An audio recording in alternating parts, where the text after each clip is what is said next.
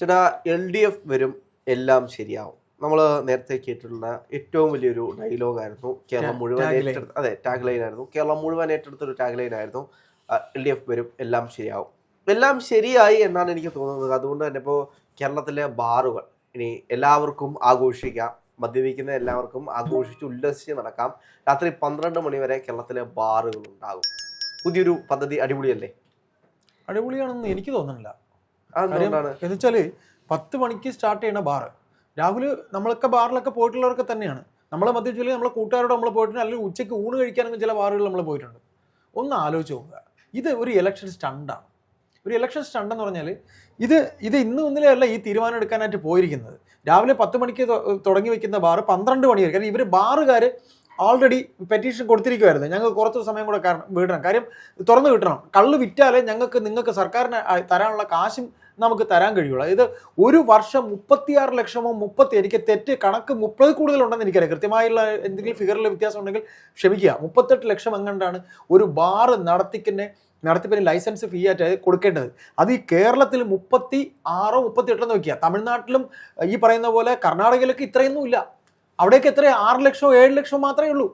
അപ്പോൾ ഇവിടെ സർക്കാർ അറിഞ്ഞുകൊണ്ട് തന്നെ ഒരു ബാറുകാർക്ക് അല്ല, അത് എന്തുകൊണ്ടാണെന്ന് ചോദിച്ചു കഴിഞ്ഞാൽ അത് നമുക്കറിയാം. ഞാൻ എപ്പോഴും വിശ്വസിക്കുന്ന ഒരു കാര്യമാണ്, കോൺഗ്രസിന്റെ ഭരണകാലഘട്ടത്ത് ബാറുകളെല്ലാം നിർത്തലാക്കാൻ പോകുന്ന ഒരു പദ്ധതി കൊണ്ടുവന്നു. ബാറുകൾ വേണ്ട, എണ്ണം കുറച്ചു. ഉമ്മൻചാണ്ടി സാറിന്റെ കാലത്ത് മദ്യപാനികളെ പ്രോത്സാഹിപ്പിക്കുന്നത് ശരിയല്ല, അതുകൊണ്ട് ബാറുകളുടെ എണ്ണം കുറയ്ക്കുക. അതായിരുന്നു സർക്കാരിന്റെ നടപടി. അപ്പോൾ ആ നടപടിയെ ചൊല്ലിയിട്ട് വലിയ രീതിയിലുള്ള വിവാദങ്ങൾ ഉണ്ടായി. കുടിയന്മാരെല്ലാം വിഷമത്തിലായി. എനിക്ക് തോന്നുന്നു കേരളത്തിലെ ഭൂരിഭാഗം ആളുകളിലും ഒരു വീട്ടിൽ നോക്കിക്കഴിഞ്ഞാൽ ഒരാളെങ്കിലും മദ്യപിക്കുന്നതായിട്ടുള്ള കുറെ ഉണ്ടാവും, സ്വാഭാവികമാണ്. അപ്പോൾ ഇന്നത്തെ കാലത്ത് സ്ത്രീകൾ ഉൾപ്പെടെ മദ്യപിക്കുന്ന ഒരുപാട് ആളുകൾ, അതൊന്നും ഒരു തെറ്റൊന്നുമല്ല, അത് മദ്യപാനം ഇഷ്ടമാണ്, ലൈഫാണ്. എന്ത് തന്നെയാണെങ്കിലും അപ്പോൾ മദ്യമില്ലാതെ വരാൻ പോകുന്ന ഒരു കേരളത്തെ പറ്റി ചിന്തിച്ച് അവസാനം കോൺഗ്രസിന് കൊടുക്കാനിരുന്ന വോട്ട് LDFന് കൊടുത്ത ഒരുപാട് ആളുകൾ. ഇവര് പ്രകടനപത്രിക പറഞ്ഞിരുന്നത് അതാണ്, മദ്യവർജന കേരളം എന്നൊക്കെ അങ്ങനെ പ്രകടനപത്രിക പറഞ്ഞിരുന്നത്. അല്ല, എന്ത് തന്നെയാണെങ്കിലും കോൺഗ്രസ് ഇങ്ങനൊരു തീരുമാനമെടുത്തപ്പോൾ അതിനെതിരായിട്ട് സർക്കാർ അങ്ങനെ ഒരു തീരുമാനം എടുക്കില്ല എന്ന് ചിന്തിച്ചുകൊണ്ടാണ് പിണറായി സർക്കാരിനെ കൊണ്ടുവന്നത്. എന്താണെങ്കിലും അത് യഥാർത്ഥത്തിൽ ശരിയായി എന്ന് വേണമെങ്കിൽ പറയാം. ഇപ്പോൾ പിണറായി വിജയൻ സർക്കാർ വന്നതിന് ശേഷം കേരളത്തിൽ തുറന്നിട്ടുള്ള ബാറുകളുടെ എണ്ണം എടുത്തു നോക്കി കഴിഞ്ഞാൽ വളരെ വലുതാണ്. അപ്പോൾ കുടിയന്മാരെ സംബന്ധിച്ച് എല്ലാവർക്കും ഹാപ്പിയാണ്. ഏത് മൂലയിൽ ചെന്ന് കഴിഞ്ഞാലും ബാറിൽ പോയി സുഖമായി മദ്യം എടുത്തു. രാവിലെ അങ്ങനെ കുടിയന്മാരെന്ന് പറഞ്ഞ് നമ്മൾ അവരെ ഒന്നും അങ്ങനെ ആക്ഷേപിക്കണം, നമ്മൾ അങ്ങനെ പറയണ്ട. കാര്യം അതൊരു തെറ്റാണെന്ന് നമുക്ക് പറയണ്ട. അല്ല, സർക്കാരിന്റെ സേവനത്തെ കുറിച്ച് പറയും. കുടിയന്മാരെ സർക്കാരിന്റെ സേവനത്തിനപ്പുറത്തേക്ക് കേരളത്തിലെ ഖജനാവിലേക്ക് വലിയ തുക കൊടുക്കുന്നത് ഇവിടുത്തെ മദ്യപാന സംഘങ്ങളാണ് എന്ന് വേണമെങ്കിൽ പറയാം. ഉത്സവമാണെങ്കിലും വിഷു ആണെങ്കിലും ക്രിസ്മസ് ആണെങ്കിലും കേരളത്തിലെ എന്ത് പരിപാടിയാണെങ്കിലും ഒന്നാം സ്ഥാനത്ത് ആരെത്തും എന്നുള്ള ചോദ്യമാണ് പലപ്പോഴും ഉള്ളത്. എനിക്കൊന്ന് മിക്കവാറും കൊല്ലമാണ് ഒന്നാം സ്ഥാനത്ത്. കരുനാഗപ്പള്ളി, ചാലക്കുടി ഇവരൊക്കെ തമ്മിലാണ് ഏറ്റവും കൂടുതൽ മത്സരങ്ങൾ നടക്കുന്നത്. അപ്പോൾ കേരളത്തിൽ ഏറ്റവും കൂടുതൽ മദ്യപിക്കുന്ന ജില്ല ഏതാണ് എന്നതിൽ തന്നെ മത്സരം നടക്കുന്ന ഒരു സാഹചര്യത്തിൽ ആ ഒരു തുക ഏറ്റവും കൂടുതലും കൊടുക്കുന്നത് ഇവിടുത്തെ മദ്യപാനികളായിട്ടുള്ള ആളുകളാണ്. അപ്പോൾ അവർ നമ്മൾ തള്ളിക്കളയരുത്. കേരളത്തിലെ ഖജനാവിലേക്ക് വലിയൊരു തുക സംഭാവന ചെയ്യുന്ന ആളുകളുടെ പൈസ വേണ്ട എന്ന് പറഞ്ഞ ഉമ്മൻചാണ്ടി സർക്കാർ, അതിന്റെ പേരിലാണ് ഇവിടെ വോട്ട് മറിച്ച് കമ്മ്യൂണിസ്റ്റ് പാർട്ടി കൊടുത്തത്. അവർ കൃത്യമായിട്ട് അത് ഡീൽ ചെയ്തു. പിണറായി സർക്കാരിന്റെ രണ്ടാം പിണറായി സർക്കാർ ഇറങ്ങാൻ പോകുമ്പോൾ കുടിയന്മാർക്ക് അല്ലെങ്കിൽ മദ്യപിക്കുന്നവർക്ക് ഏത് മൂലയിൽ പോയി കഴിഞ്ഞാലും മദ്യം കിട്ടുന്ന നല്ലൊരു പദ്ധതിയായിട്ടാണ് സർക്കാർ വന്നിട്ടുള്ളത്. അല്ല, ഉമ്മൻചാണ്ടി സാർ അത് ചെയ്തപ്പോഴേ രാഹുൽ അതുകൂടെ പറയുന്നു ഞാൻ കരുതി. അതായത് ഉമ്മൻചാണ്ടി സാർ ആ നല്ല കാര്യം ചെയ്തപ്പോൾ ഒരു ബാറുകാരനാണ് കോഴ ചോദിച്ചെന്ന് പറഞ്ഞ് ആ ഭരണമില്ല പോയതിന്റെ കാരണക്കാരെ ഒരു പ്രമുഖ ബാർക്കോഴ, ആ ബാർക്കോഴ വന്ന് മാണി സാർ രാജിവെച്ച് പോയ കഥയെ അറിയാമല്ലോ അല്ലേ? എന്നിട്ട് മരണപ്പെട്ടു പോയ VS പറഞ്ഞ നിയമസഭയിലെ പ്രസംഗമൊക്കെ ഓർമ്മയുണ്ടല്ലോ മാണി സാറിനെ അല്ലേ? അപ്പൊ ഇതിലൂടെ നമുക്ക് പറയാനുള്ള രാഹുലെ, ഈ പറയുന്ന പോലെ സർക്കാരിന്റെ ഖജനാവ് എന്ന് പറയുന്നത് നമ്മളവിടെ ജസ്റ്റ് ഒന്ന് നിർത്തുക. ഈ പൊതുതെരഞ്ഞെടുപ്പ് അടുത്തു വരുന്ന അവസരത്തിൽ ഇത്തരത്തിൽ 36 ലക്ഷം രൂപയും 40 ലക്ഷം രൂപയും 40 ലക്ഷം അടുപ്പിച്ചും ലൈസൻസ് ഫീസ് കൊടുത്തിട്ട് ബാർ ലൈസൻസ് കൊടുത്തിട്ട് കള്ള് കച്ചവടം ചെയ്യുന്ന മുതലാളിമാരെ നിങ്ങൾക്ക് 12 മണി വരെ തുറന്നു തന്നതിന്റെ പേരിൽ ഞങ്ങൾക്ക് വല്ലതുമൊക്കെ തരണം ഇലക്ഷൻ പ്രചരണത്തിന് അല്ലേ? അതിനു വേണ്ടിയല്ലേ ഈ ചെയ്തിരിക്കണേ? ഇത് നമുക്കൊന്നും അറിയില്ലെന്നാണ് ഇവരൊക്കെ വിചാരിക്കുന്നത്. ഇത് നാട്ടുകാർക്ക് അറിയില്ലെന്നാണ്, ഇത് കോമൺ സെൻസ് ഇല്ലെന്നാണ്. ഓരോ ഫയലിലും ഓരോ ജീവിതമുണ്ട് അല്ലേ? തീർച്ചയായിട്ടും. ഈ വകുപ്പ് ഭരിക്കുന്നത് ആര്? MP രാജേഷ്.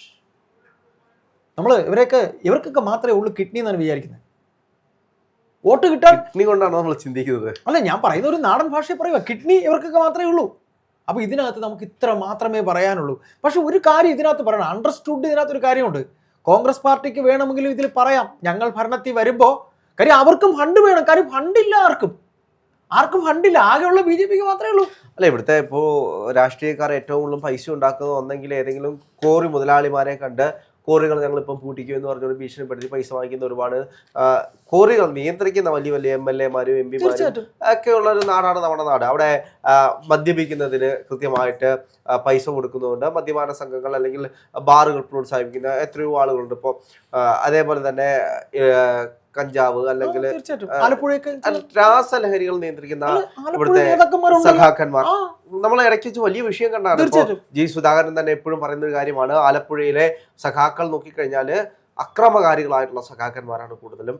അത് വലിയ രീതിയിൽ കൂടിക്കൊണ്ടിരിക്കുകയാണ്. അതിനെ പാർട്ടി പ്രോത്സാഹിപ്പിച്ചുകൊണ്ടിരിക്കുകയാണ് ഇത്തരത്തിലുള്ള ഗുണ്ടാ സംഘങ്ങളെ. അപ്പോൾ പലപ്പോഴും ഇപ്പോൾ CPM-ന്റെ ആണെങ്കിൽ പല പരിപാടിയിൽ ഇപ്പോൾ കഴിഞ്ഞ ദിവസം നമ്മൾ കണ്ടാണ് DYFI-ക്കാർ തമ്മിൽ തല്ലി എന്ന് പറയുന്നത്. അത് ഒരു DYFI-ക്കാർ, ഒരു കൂട്ടം DYFI-ക്കാർ മറ്റൊരു കൂട്ടം DYFI-ക്കാർ തമ്മിലുള്ള വലിയ രീതിയിലുള്ള സംഘർഷം. അതിന്റെ പ്രധാനപ്പെട്ട കാരണം ഇടയ്ക്ക് പാർട്ടി തന്നെ കൊണ്ടുവന്ന കുറച്ച് ഗുണ്ടകളായിട്ടുള്ള ആളുകൾ, അവരുടെ ചിത്രങ്ങളൊക്കെ വിട്ട് മാധ്യമങ്ങൾ വലിയ വാർത്തകളൊക്കെയാണ്. അപ്പം അവരും ഇപ്പുറത്തുള്ള സംഘങ്ങളും തമ്മിലുള്ള ഒരു വഴക്കായിരുന്നു നമ്മൾ കണ്ടത്.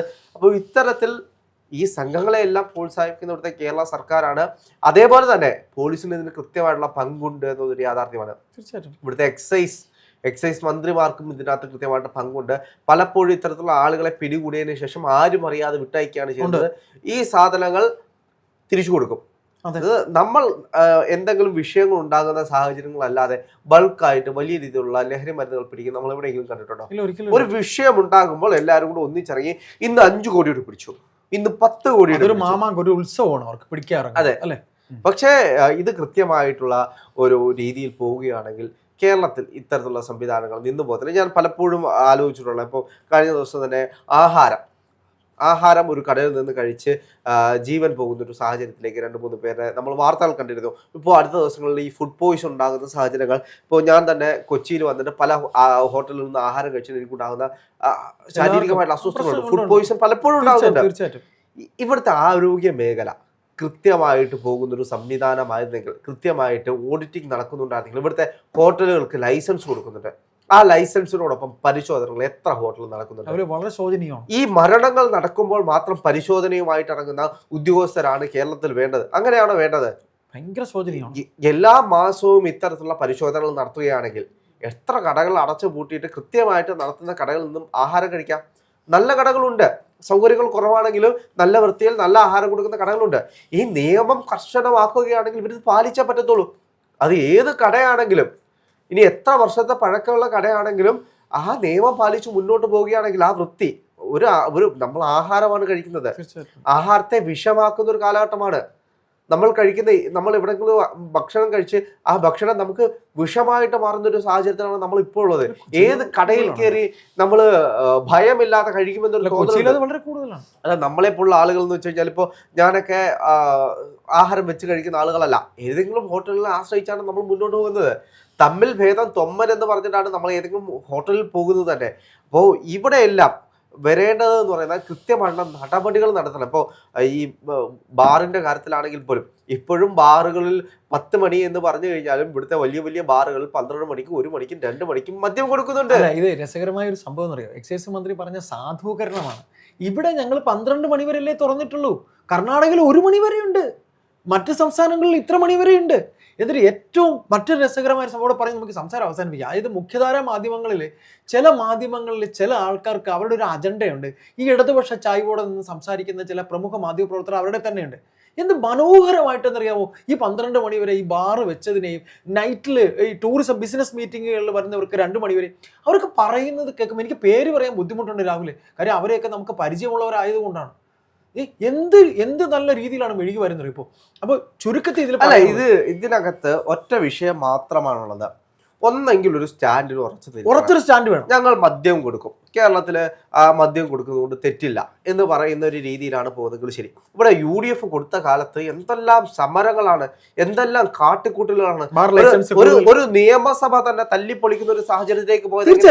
മദ്യത്തിന്റെ പേരിലാണ് ഒരു നിയമസഭ തല്ലിപ്പൊളിച്ചത്. തീർച്ചയായിട്ടും അപ്പൊ അങ്ങനെയുള്ള സംസ്ഥാന സർക്കാർ തന്നെ ഈ മദ്യം വിളമ്പുന്ന ഒരു രീതിയിലേക്ക് പോകുന്നത് കേരളത്തിലെ ജനങ്ങളെ പൊട്ടന്മാരാക്കുന്നതിന് തുല്യമല്ലേ? ഉറപ്പ്. ഒന്നെങ്കിൽ ഞങ്ങൾ മദ്യത്തിന് അനുകൂലമായിട്ടാണ് പോകുന്നത്, ആ മദ്യം കേരളത്തിൽ ആളുകൾ കഴിക്കുന്നതുകൊണ്ട് കുഴപ്പമില്ല, ടൂറിസത്തിന്റെ ഭാഗമായിട്ട്. ഇപ്പൊ നമുക്കറിയാം, നമ്മൾ ഏതെങ്കിലും മറ്റുള്ള സംസ്ഥാനങ്ങളിൽ പോകുന്ന സാഹചര്യത്തിൽ മദ്യം രാത്രി 11 മണി കഴിഞ്ഞാലും 12 മണി കഴിഞ്ഞാലും പല ഹോട്ടലുകളുണ്ട്. അതിന്റെ പ്രധാനപ്പെട്ട കാരണം ലൈസൻസ് ഫീയും കുറവാണ് ഇവിടുത്തെ. അതെ, ടൂറിസവുമായി ബന്ധപ്പെട്ടാണ്. എന്താണെങ്കിലും എല്ലാവരും മദ്യപിക്കുന്ന ആളുകളാണ്. ഇപ്പോൾ യാത്ര ചെയ്തു വരുന്ന ആളുകൾ പലപ്പോഴും എവിടെയെങ്കിലും നിർത്തിയിട്ട് മദ്യം വാങ്ങിച്ചു പോകുന്ന ഒരു സാഹചര്യം നമ്മൾ പലപ്പോഴും കണ്ടിട്ടുണ്ട്. അപ്പോൾ കേരളത്തിലും അങ്ങനെ വേണം. അല്ലെങ്കിൽ വരുന്ന ഗസ്റ്റുകളെ, ഇപ്പോൾ വിദേശ രാജ്യങ്ങളിൽ നിന്ന് വരുന്ന ആളുകളുണ്ട്, അപ്പോൾ അത്തരത്തിലുള്ള ഇടങ്ങളിൽ ബാറുകൾ കുറച്ച് നേരം കൊണ്ട് നമ്മൾ കൂട്ടിവെക്കുമെന്ന് പറയുന്നത് തെറ്റില്ല. പിന്നീട് വരാൻ പോകുന്ന ചില വിഷയങ്ങൾ എന്ന് വെച്ച് കഴിഞ്ഞാൽ ഈ ഗ്രാമപ്രദേശങ്ങളിലുള്ള ബാറുകൾ, അല്ലെ ബിവറേജിന് ഇപ്പൊ കച്ചവടം കുറയും. അതെ, അങ്ങനെയുള്ള സാഹചര്യങ്ങൾ ഈ ചെറിയ കുപ്പിലേക്ക് ചില ചേട്ടന്മാർ ചിലതൊക്കെ വാങ്ങിച്ചോണ്ട് പോകുമല്ലോ. ഇനിയിപ്പോ ചെറിയ കുപ്പിയിൽ നിന്ന് ഇവിടെ പോയിട്ട് നേരെ ഇരുട്ടുന്നവരെ കുടിക്കാമല്ലോ. അതെ, ഇപ്പോൾ ഇന്നത്തെ കാലത്തെ വിഷയമല്ല, നേരത്തെ കാലത്ത് നമ്മൾ നോക്കിക്കഴിഞ്ഞാൽ മദ്യപിച്ച് വീട്ടിൽ വന്ന് വഴക്കുണ്ടാക്കുന്ന ഒരു സാഹചര്യം, അതൊന്ന് കുറയ്ക്കാൻ വേണ്ടിയിട്ടായിരുന്നു ഈ മദ്യവർജനവും മറ്റു കാര്യങ്ങളും എല്ലാം കൊണ്ടുവന്നത്. പക്ഷെ ഇന്നത്തെ കാലത്ത് മദ്യപിക്കുന്നവർ മദ്യപിക്കും, അതിനനുസരിച്ച് മുന്നോട്ട് പോകും. അല്ലാത്തവർ അങ്ങനെ തന്നെയാണ് പൊക്കോണ്ടിരിക്കുന്നത്. നമ്മളെ അവരെ ഒന്നും നമുക്ക് മാറ്റിയെടുക്കാനൊന്നും കഴിയില്ല. എത്ര സമയം മാറ്റിയാലും, എത്ര മദ്യഷോപ്പുകൾ അടച്ചു പൂട്ടിക്കഴിഞ്ഞാലും ഇതിനൊന്നും നമുക്ക് നിയന്ത്രിക്കാൻ കഴിയുന്ന കാര്യമില്ല. മദ്യത്തെ നമുക്ക് നിയന്ത്രിക്കാം, അളവ് നിയന്ത്രിക്കാം, അല്ലെങ്കിൽ അതിൻ്റെ കാറ്റഗറികൾ അതിനനുസരിച്ച് നമുക്ക് നിയന്ത്രിച്ച് മുന്നോട്ട് പോകാം. അവിടെ ഏറ്റവും കൂടുതൽ വേണ്ടത് ഒരു സിസ്റ്റമാണ് വേണ്ടത്. ഇതിനെ അനാലിസിസ് ചെയ്യാനും.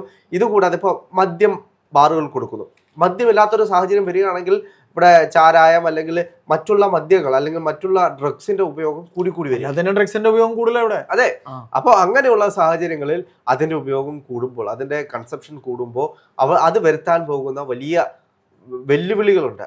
അതിനെ കൃത്യമായിട്ട് തടയാനും ഒരു മദ്യവിമുക്തമായിട്ടുള്ള നാടിനെ ഉണ്ടാക്കാനും അത് സർക്കാരാണ് നമ്മൾ യഥാർത്ഥത്തിൽ. ഒന്നുകൂടെ പറയാവല്ലേ, ഈ പറയുന്ന കാശിന്റെ കാര്യം അത് പറയാം, അതുകൂടെ പറഞ്ഞ് അവസാനിപ്പിക്കാം. ഈ ഇലക്ഷൻ സമയത്ത് ഇതൊക്കെ ഉണ്ടാക്കുന്ന എന്തിനാ? അതെ, തീർച്ചയായിട്ടും സാമ്പത്തികമായിട്ടുള്ള മുന്നേറ്റം കാണാതെ സമ്മേളനം നടത്തണം, സഹാക്കൾക്ക് പോവാൻ വണ്ടിയുടെ പൈസ കൊടുക്കണം, ഫ്ലെക്സിന്റെ കാശ് ഉണ്ടാക്കണം, ഫുഡിന്റെ കാശ് കൊടുക്കണം. അപ്പൊ ഇത് ചെയ്തു കൊടുത്താലും ബാറുകാർ കാശ് കൊടുക്കുള്ളൂ, അല്ലേ? നമ്മൾ കോറി കാര്യം പറഞ്ഞു, കോറി മുതലാളിമാരെ പോലെ തന്നെ ബാറുകാർ കൊടുക്കണം. അപ്പൊ ഇതൊക്കെ എല്ലാവർക്കും അറിയാത്ത കാര്യമൊന്നുമല്ല. മുഖ്യമന്ത്രി പിണറായി വിജയൻ പറയുന്നു ഓരോ ഫയലിലും ഓരോ ജീവിതമുണ്ട്. സാർ, നിങ്ങൾ പോകുമ്പോൾ ഈ ഫയൽ കൂടെ നീക്കി കൊടുത്ത് വാങ്ങാനുള്ള കമ്മീഷനുകളൊക്കെ വാങ്ങിച്ചോളൂ. ബാർ മുതലാളിമാർക്കും ജീവിതമുണ്ട്, അവർക്കും ജീവിക്കണം.